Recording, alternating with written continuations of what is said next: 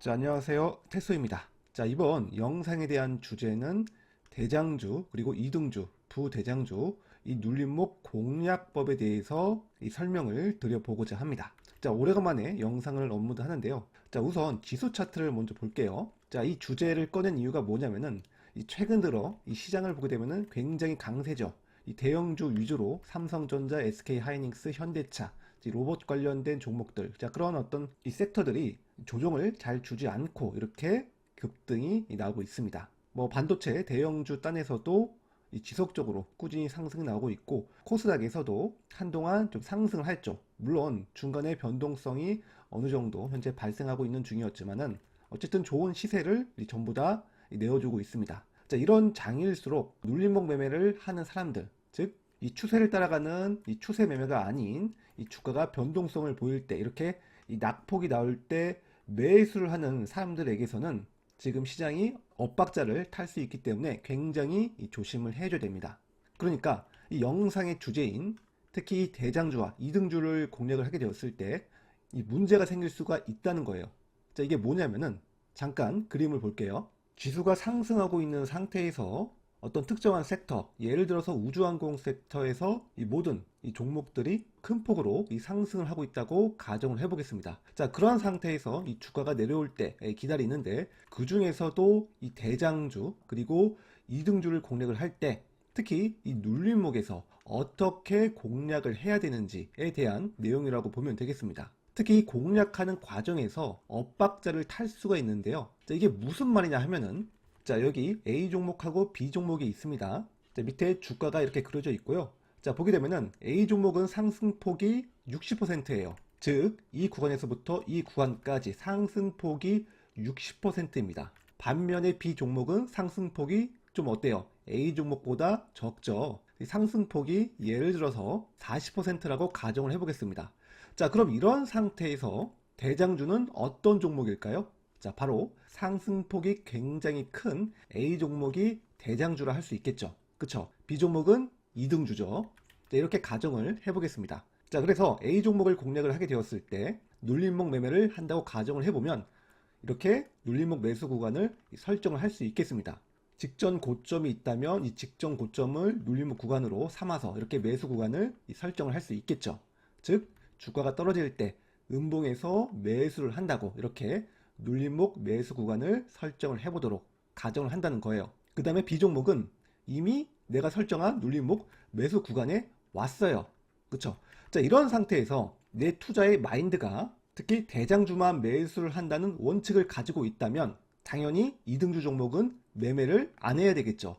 자, 그런데 매수 타점에 왔어요. 반등이 날 것 같아요. 그쵸? 자, 그런 상태에서 내 원칙은 대장주만 매수를 하는 것인데 꼭 매수를 해야 되냐?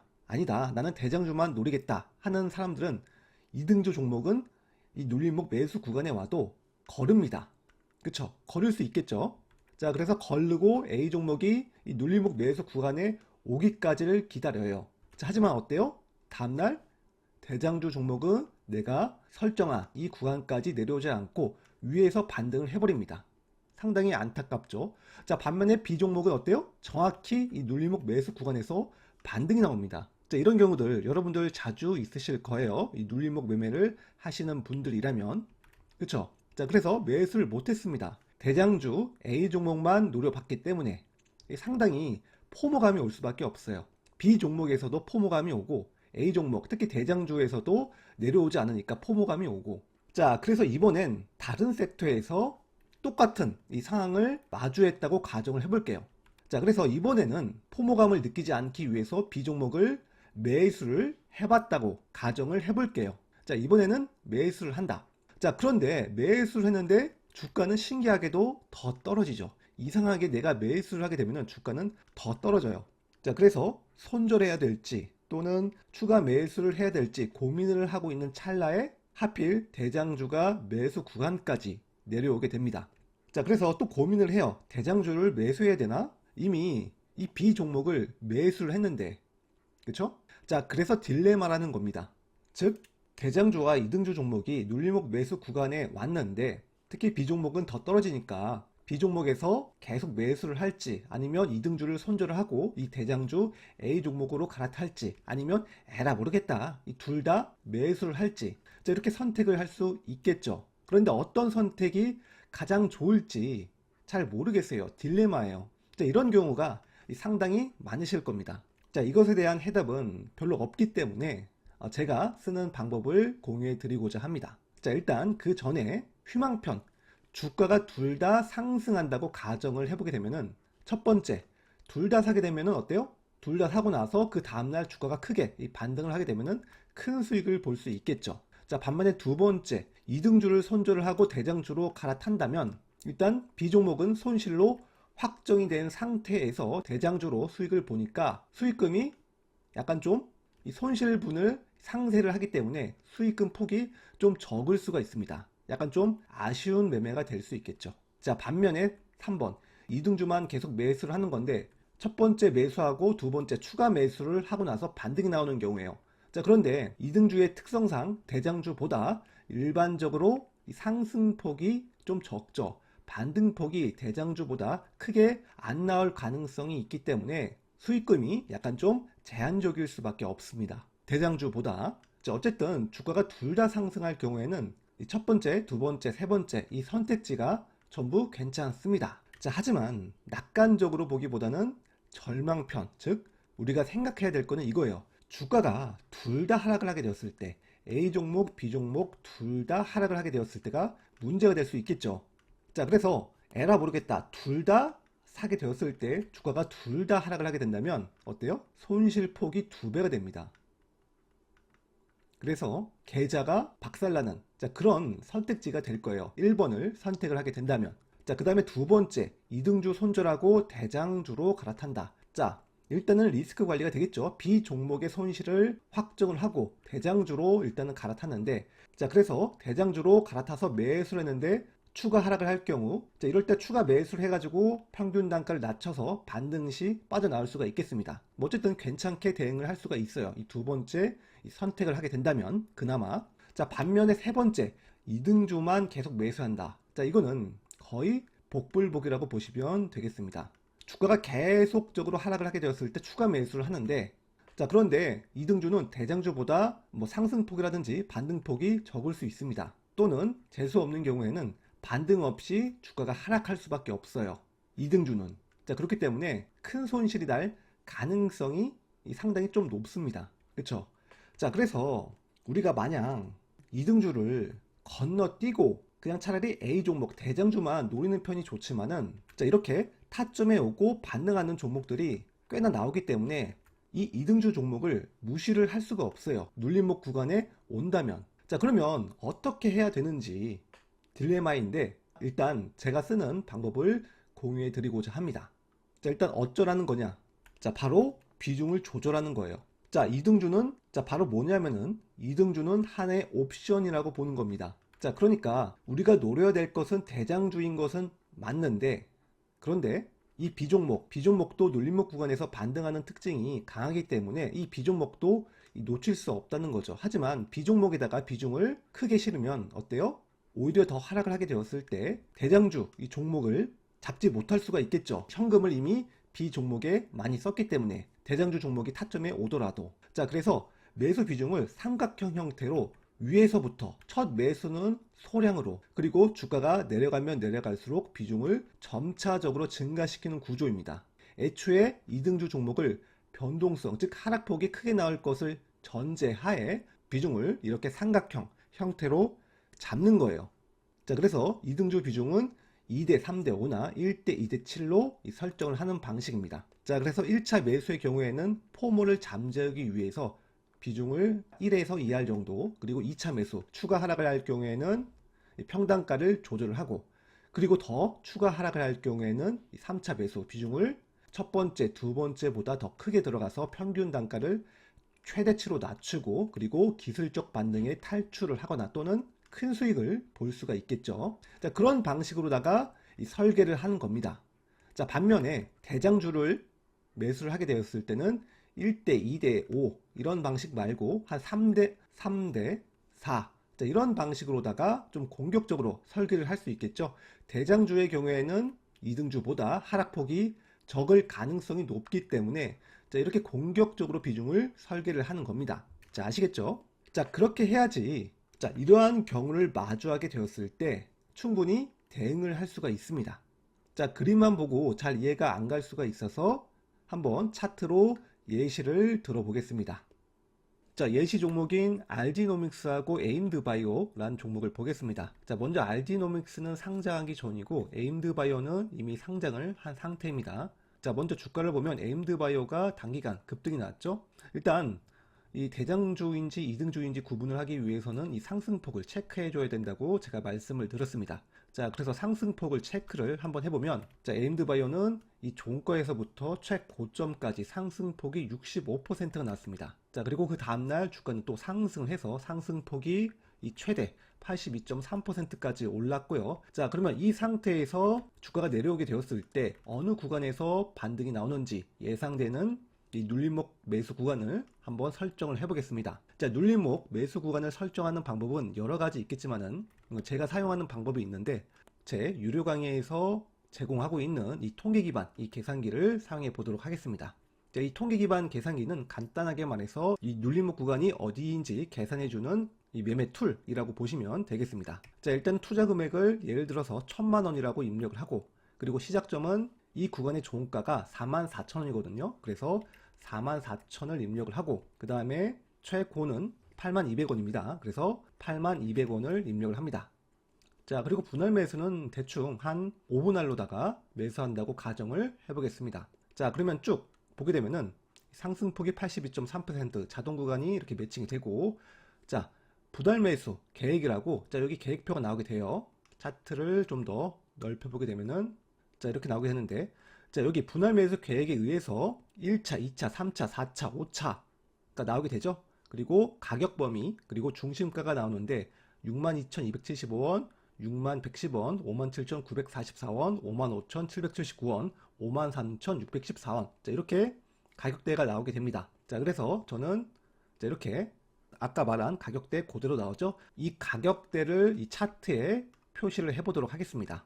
자, 그러면 자, 이렇게 차트에 나오게 되었고 자, 그래서 주가가 이 구간에 내려오게 되면은 매수를 하는 거예요. 근데 비중을 어떻게 할지는 아직 못 정했어요. 일단 대충 5분 할로다가 매수를 한다고 가정을 하는 겁니다. 자, 다음날 주가는 하락을 했고 그리고 다음날 주가는 반등을 했는데 자, 이날 알지노믹스가 상장을 했습니다. 자, 그리고 그 다음날 알지노믹스는 따상을 기록을 했고 에임드바이오는 하락을 했죠. 양봉 캔들이지만은 종가상 하락을 했고 그리고 그 다음날 알지노믹스는 상승폭이 69% 상한가가 한 번 더 나왔고요. 에임드바이오는 조정을 보였고 그리고 그 다음날 자, 보세요. 알지노믹스의 상승폭이 90.4% 에임드바이오보다 높죠. 대장주라고 판단을 할 수가 있겠습니다. 자, 에임드바이오는 1차 매수 구간에 왔어요. 자, 그러면 1차 매수를 하게 되었을 때 비중을 어떻게 해야 될까요? 아까 제가 말한 대로 삼각형 방식으로 해야겠죠. 에임드바이오는 이등주니까. 자, 그래서 매수 비중을 자, 이렇게 5, 10, 15, 20, 50% 아래쪽에 내려가면 내려갈수록 비중을 더 많이 담는 방식으로 해줘야 됩니다. 자, 매수 금액을 보게 되면은 49만원, 96만원, 144만원, 195만원, 그리고 498만원. 아래쪽으로 갈수록 평균 단가를 확 낮추도록 자, 이렇게 비중을 설계하는 겁니다. 자, 보겠습니다. 자, 주가는 그 다음날 1차 매수, 2차 매수 구간까지 왔고 그리고 알지노믹스는 더 추가 상승해서 상승폭이 96.4%가 되었습니다. 자, 그러면 알지노믹스도 자, 여기 이 계산기를 통해서 눌림목 구간을 설정을 해보도록 하겠습니다. 자, 9만원을 입력을 하고 그 다음에 최고가는 176800 176,800원입니다. 이 고점이. 자, 그리고 상승폭이 크기 때문에 대장주일 가능성이 높겠죠. 자, 그래서 저는 3분할 공격형으로다가 이 설정을 해보도록 하겠습니다. 잘 안 떨어지니까 공격형으로 매수를 하는 거예요. 자, 그러면 분할 매수 계획표에 의해서 이 가격대가 나오게 되는데요. 자, 보면은 중심가 144,000원, 145,000원, 126,900원. 자, 이렇게 나오게 되죠. 자, 이 가격대, 이 중심가를 차트에 표시를 해보도록 하겠습니다. 자, 보면은 자, 이렇게 표시가 되었죠. 144,000원, 145,000원, 126,000원. 자, 이렇게 표시를 했습니다. 자, 여기까지 정리를 해보면 알지노믹스의 비중은 3대 3대 4고 그 다음에 에임드바이오의 비중은 5분할로다가 5, 10, 그 다음에 15, 20, 50이었나? 하여튼 밑으로 내려가면 내려갈수록 비중을 더 싣는 방식이었죠. 자, 이 상태에서 주가의 흐름을 살펴보겠습니다. 자, 보면은 에임드바이오는 반등이 났죠. 알지노믹스는 매수 구간까지 안 왔고, 자, 여기서 에임드바이오를 매수를 했다면 저점 대비 12%이 반등이 나오게 되었을 때 충분히 이 수익 실현을 할 수 있겠죠. 대체로 눌림목 매매를 할 때 매도할 때는 한 저점 대비 반등폭 한 7% 이상에서부터 매도해 주시면 되겠습니다. 이 최소한. 자, 다음날 보겠습니다. 에임드바이오는 하락을 했고, 그리고 추가 하락을 했습니다. 에임드바이오는. 자, 알지노믹스는 아직까지 버티고 있죠. 대장주이기 때문에 잘 안 떨어집니다. 반면에 이등주는 잘 떨어지죠. 자, 에임드바이오는 계속 하락을 하고, 자, 알지노믹스는 이제 본격적으로 1차 매수 구간까지 내려왔는데, 자, 보면 어때요? 살짝 내려오고 급반등, 양봉 캔들이 좀 길게 나왔죠. 반면에 에임드바이오도 양봉 캔들이 났는데, 이 매수 구간을 전부 다 뚫고, 그 다음에 아래 꼬리가 달린 양봉 캔들이 나왔습니다. 자, 그래서 만약에 이 에임드바이오 이때 반등할 때 매도를 하지 않고 전부 다 그냥 밑에서 1차에서 5차까지 매수가 되었다고 가정을 해보게 되었을 때, 그때 이 중심가의 평균 단가가 55,632원입니다. 자, 보게 되면은 55,630원. 대략 이 구간이 평균 단가라는 겁니다. 어때요?